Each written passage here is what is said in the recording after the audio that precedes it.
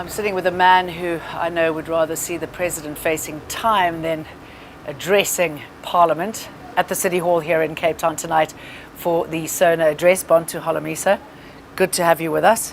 Is he in the wrong place tonight, the president?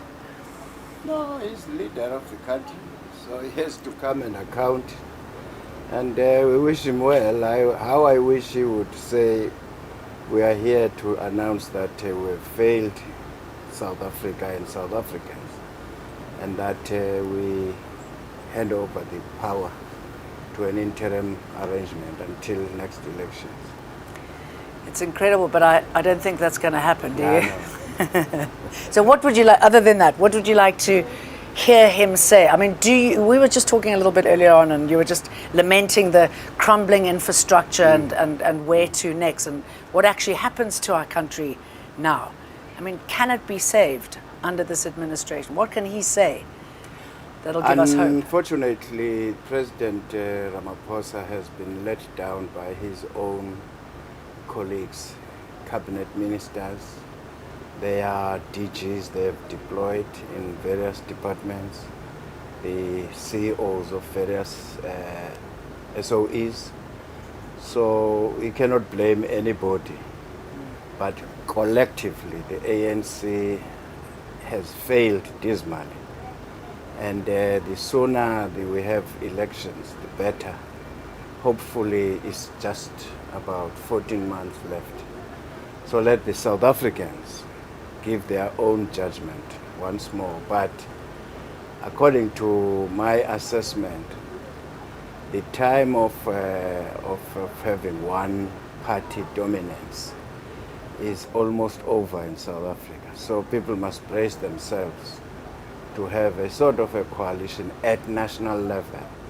However, such coalition must be regulated so as to avoid corruption taking place at that level, where you get into a coalition agreement and then later on, within 6 months, then you are bribed to go and form another coalition with another one. So if we Which is what we're seeing at play yes, at the moment. Yeah. so So I we mean, it need doesn't to bode well with South Africans, doesn't it? Then? Yeah, well, it's a new phenomenon, the issue of coalition in the scale we've witnessed so far. But the truth must be told that we have to wake up and regulate this, because it's here to stay. But how are we going to work? I mean, it does seem that we're sleepwalking, isn't it? And we are facing one of the biggest crises in recent history, the load shedding debacle. What do you think he can say today, and how do you feel about a state of emergency?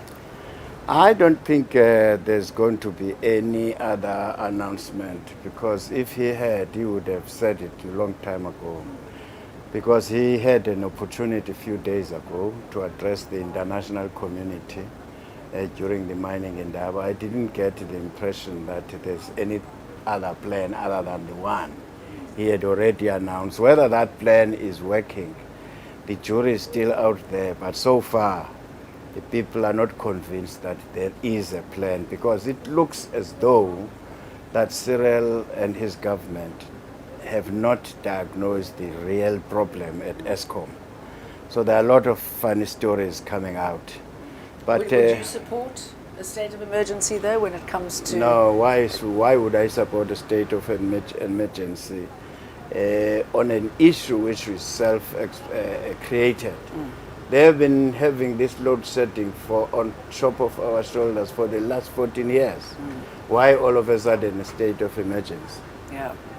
I'm sure weird things will come in, like we won't be able to smoke during that state of emergency. All right, so, you know, going forward now, what it is that you'd like to see the president doing when it comes to his cabinet reshuffle. We heard that it's going to be light, it's not going to be any big changes. I mean, that's going to cement the rot more than anything, isn't it? Unfortunately, South Africans are backing at on a wrong tree.